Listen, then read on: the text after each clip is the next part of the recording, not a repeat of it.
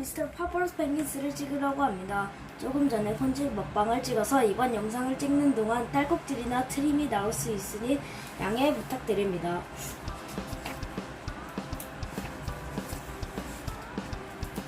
Chapter 3 Out of the Antarctic. What with the excitement of having the great Admiral Drake speak to him over the radio and his curiosity about the Admiral's message to him, Mr. Popper did not sleep very well that night. He did not see how he could possibly wait to find out what the Admiral meant. When morning came, he was almost sorry that he had nowhere to go. He housed to paint, no rooms to paper. It would have helped to pass the time. Would you like the living room papered over? He asked Mrs. Popper. I have quite a lot of paper number 88 left over from the mayor's house. I would not, said Mrs. Popper firmly. The paper on now is plenty good enough. I am going to the first meeting of the Ladies' Aid and Missionary Society today, and I don't want any mess around to clean up when I get home. Very well, my love, said Mr. Popper mentally, and he settled down with his pipe, his cloth, and his book of Antarctic adventures. But somehow, as he read today, he could not keep his mind on the printed words. His thoughts kept straying away to Admiral Drake. What could he have meant by a surprise for Mr. Popper? Fortunately for his peace of mind, he did not have so very long to wait that afternoon, while Mrs. Popper was still away at her meeting, and Jenny and Bill had not yet come home from school. There was a loud ring at the front door. I suppose it is just the postman. I won't bother to answer it, he said to himself. The bell rang again, a little louder this time, grumbling to himself. Mr. Popper ran to the door. It was not the postman who stood there. It was an expressman with the largest box Mr. Popper had ever seen. 40 by the name of Popper live here? That's me. Well, here's a package that's come Air Express all the way from Antarctica. Some joke, I say. Mr. Popper signed the receipt and exited with the box. It was covered all over with markings. Unpack at once, said one. Keep cool, said another. He noticed that the box was punched here and there with air holes. You can imagine that once he had the box inside the house, Mr. Popper lost no time in getting the screwdriver, for by this time, of course, he had guessed that it was the surprise from Admiral Drake. He had succeeded in removing the outer boards and part of the packing, which was a layer of dry ice, when from the depths of the packing case he suddenly heard a faint surge to the still. Thoroughly he had heard the sound before at the Drake expedition movies. His hands were trembling so that he could carefully lift off the rest of the wrappings. There was not the slightest doubt about it. It was a penguin. Mr. Popper was speechless with delight, but the penguin was not speechless. Orc, it said again, and this time it held out its flippers and jumped over the packing debris. It was a stout little fellow about 2.5 feet high.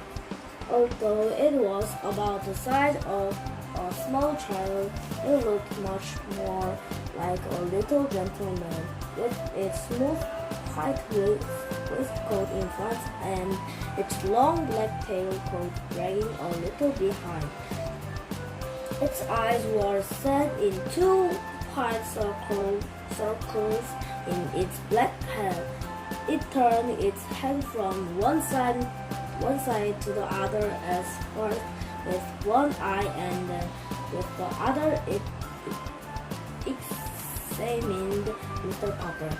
Mr. Popper had read that penguins are extremely curious, and he soon found that this was true, so stepping out, the visitor began to inspect the hall.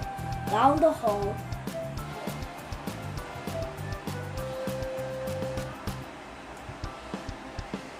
it went and into the bedrooms, with its strange, pompous little stool. When it or he, Mr. Popper, had already begun to think of it as he got to the bedroom, it looked around with a pleased expression on its face. Perhaps, thought Mr. Popper, all that whitening reminds him of the ice and snow at the South Pole. Poor thing, maybe he's thirsty. Carefully, Mr. Popper began to fill the bathtub with cold water. This was a little difficult because the inquisitive bird kept reaching over and trying to bite the bucket with its sharp red beak. Finally, however, he succeeded in getting the top all full. Since the penguin kept looking over, Mr. Popper picked it up and dropped it in. The penguin seemed not to mind. Anyway, you're not shy, said Mr. Popper. I guess you've got sort of used to playing around with those explorers at the pole. When he thought the penguin had enough of a bath, he drew out the stopper. He was just wondering what to do next when Jenny and Bill burst in from school. Papa, they shouted together at the bathroom door. What is it? It's a South Pole penguin sent to me by Admiral Gray. Look, said Bill, it's marching. The delighted penguin was indeed marching with little blue knots of his handsome black head.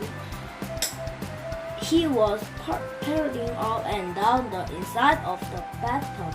Sometimes he seemed to be counting the steps. It took 6 steps for the length, 2 steps for the width, 6 steps for the length again, and 2 more for the width. For such a big bird, he takes awfully small steps, said Bill, and look how his little black coat drags behind. It almost looks as if it were too big for him, said Jenny, but the penguin was tired of marching. This time when it got to the end of the tub, it decided to jump up the slippery curb. Then it turned and without stretching flippers toboggan down on its hot stomach. They could see that those flippers, which were black on the outside, like the sleeves of the tailcoat, were white underneath. Oh, oh, said the penguin, trying its new game again and again. What's his name, Papa? asked Jenny. Gork, gork, said the penguin, sliding down once more on his fluffy white stomach. It sounds something like Cook, said Mr. Popper.